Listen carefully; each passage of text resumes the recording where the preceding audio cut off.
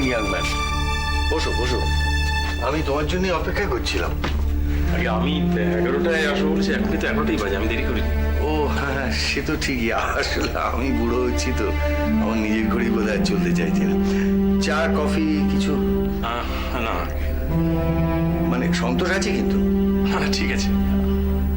As you wish. না না, আপনি চাইলে নিতে পারেন। না, ও একা একা চা খাওয়ায় কোনো মজা নেই। যাকে যে জন্যে তোমাকে ডেকেছিলাম কিংসু, ব্যাপারটা অবশ্যই তোমার ব্যক্তিগত এবং তুমি না চাইলে এ নিয়ে কথা নাও বলতে পারো। আসলে তোমরা সকলেই আমার এত কাছের হয়ে গেছো। আমি যদি খুব ভুল না করি তাহলে কথাটা নিশ্চয়ই সীমাকে নেই। আমি ভেবেছিলাম তোমরা দুজনেই দুজনকে ভালোবাসো, কিন্তু দুজনে দুজনের কাছে প্রকাশ করে বলতে পারছো না। তোমরা শুধু যে দুজনে দুজনকে ভালোবাসো তাই নয়, সীমা তোমাকে খুব পছন্দও করে। তোমরা দুজনেই দুজনের পক্ষে খুব ভালো। আমি আরো ভেবেছিলাম যে তুমি চোর ডাকাত ধরতে যতটা সাহসী, প্রেমের ব্যাপারে ততটাই ভিতু। হ্যাঁ, তাই আমি ভেবেছিলাম যে জিনিসটা ঠিক পজিটিভ দিকে এগোচ্ছে এবং সেটা ভেবে আমি মনে মনে খুব খুশিও হয়েছিলাম। কিন্তু হঠাৎ সব কিছু যেন উল্টে গেছে মনে হচ্ছে। সীমা বলছিল তুমি নাকি সব উল্টে পাল্টে গেছে শঙ্করবাবু। সমস্ত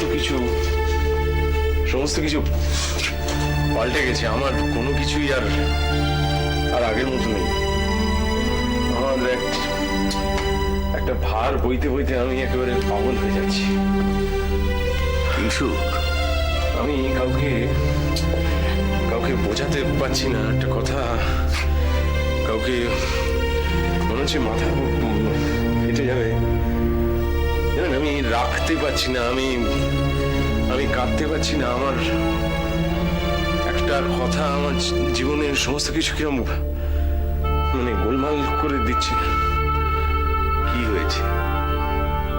কোনো ইলিউশন না, অংশুমান বেঁচে আছে।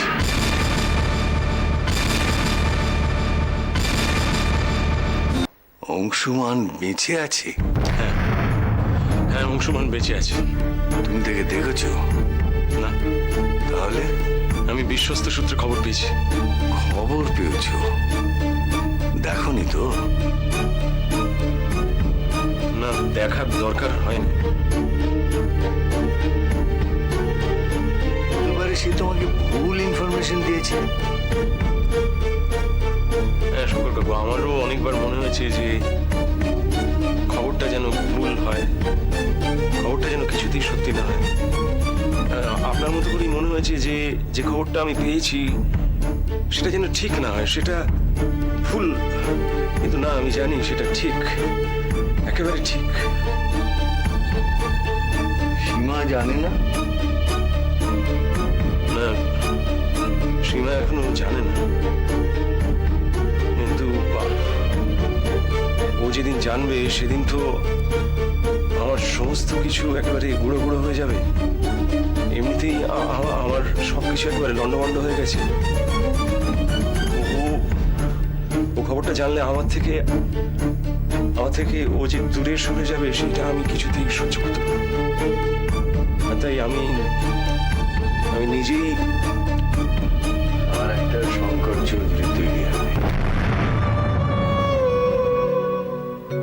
কি? না, কিছু না। প্রিয়জন হারানোর দুঃখটা আমি বুঝি কিংসুক। যাকে একটু একটু করে ভালোবেসেছিলাম, যাকে একেবারে নিয়ম মেনে বৈধভাবে নিজের কাছে নিজের ঘরে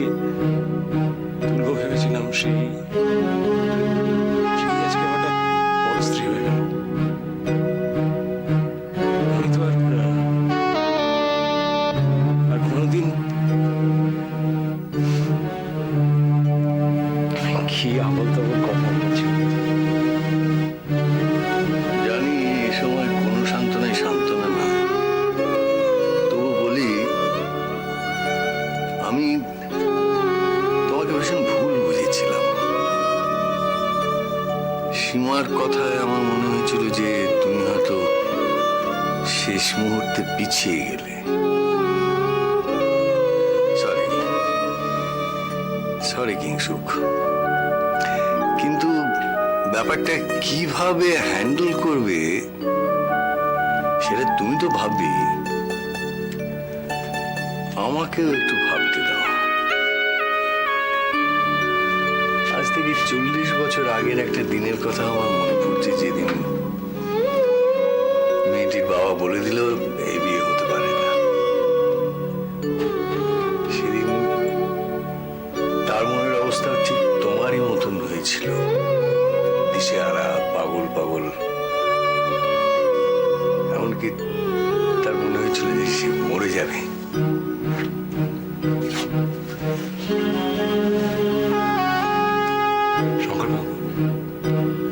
কিন্তু মরিনি, সেই ব্যথা বুকে নিয়ে বেঁচে তো আছি। জীবন থেমে থাকে না ইয়াং ম্যান, চলতেই থাকে। জীবনের কে রাখিতে পারে? খুলছি।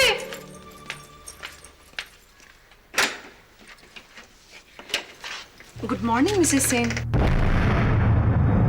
আমি নেহা। আমি রোহিত রে সেক্রেটারি। চিনতে পেরেছি না, মানে ভেতরে আসুন।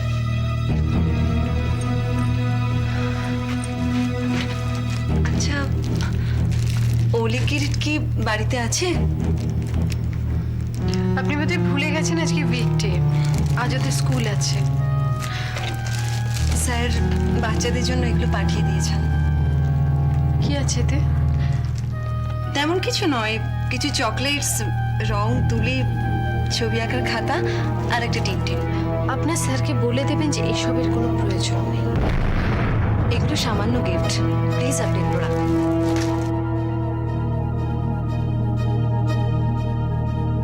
এক মিনিট, এটা নিয়ে যান। কেন? আপনার স্যারকে বলে দেবেন যে আমি ছোটখাটো একটা ব্যবসা করি, কষ্ট হয় কিন্তু আমাদের চলে যায়। আমার ছেলে মেয়ের যেটা প্রয়োজন সেটা আমি ওদের কিনে দিতে পারি। দেখুন, আপনি যদি এগুলো অ্যাকসেপ্ট না করেন তাহলে স্যার কিন্তু খুব কষ্ট পাবেন। দেখুন, আপনার স্যারের মতো অত বড় লোক আমি নই, কিন্তু আমার ছেলে মেয়ের যেটা প্রয়োজন সেটা আমি ওদের দিতে পারি। আর তাছাড়া আমি চাই না যে কোনো বাইরের লোক আমার ছেলে মেয়েকে কোনো গিফট দিক। আপনার স্যারকে বলে দেবেন এই ধরনের গিফট উনি যেন আর না পাঠান।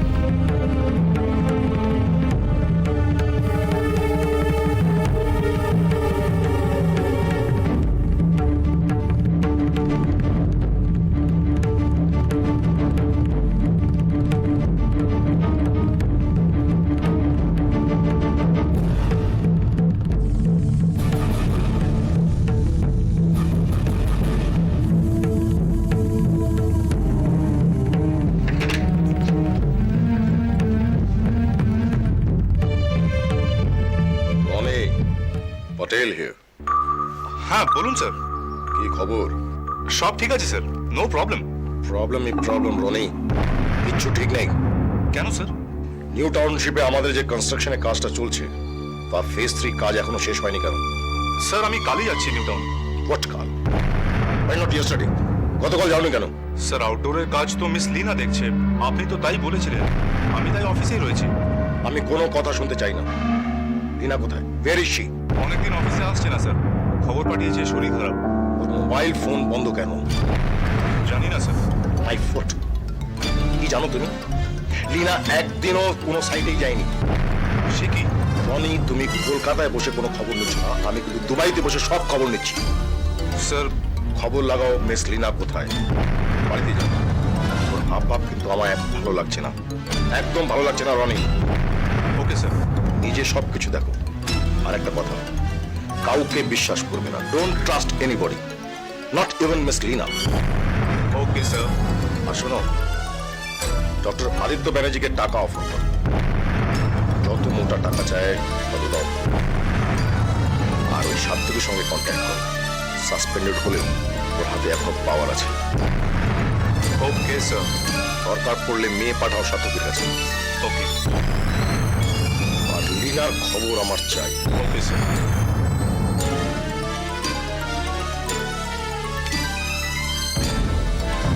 মিস লীনা, এবার তোমায় কে বাঁচাবে? শোনো, আজ কিন্তু ছোট বোনকে বকবো বলেই ডেকেছি। ঠিক আছে, বলো কি বলবে। না মানে যেটা বলবো সেটাকে কি বলে, সম্পূর্ণ সেটা তোমার ব্যক্তিগত ব্যাপার। দাদা বলে যখন ডেকেছি তখন ওইটুকু অধিকার তোমার আছে। দেখো আবার আমার বন্ধুকে এমন কিছু বলো না যাতে ও দুঃখ পায়। একেই তো সবসময় দুঃখ পেয়ে রয়েছে। তোর চা আনছি। দেখো মালা, সরাসরি পয়েন্টে আসি।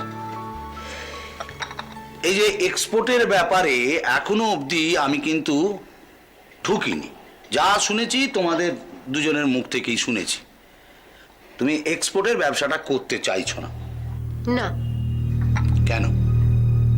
নাদিয়া সবকিছু জানে, আমি নাদিয়াকে বলেছি। দেখো, রোহিত রে লোকটাকে আমি দেখিনি, জানি না। ওনার সম্পর্কে যেটুকু শুনেছি তোমাদের মুখ থেকেই শুনেছি।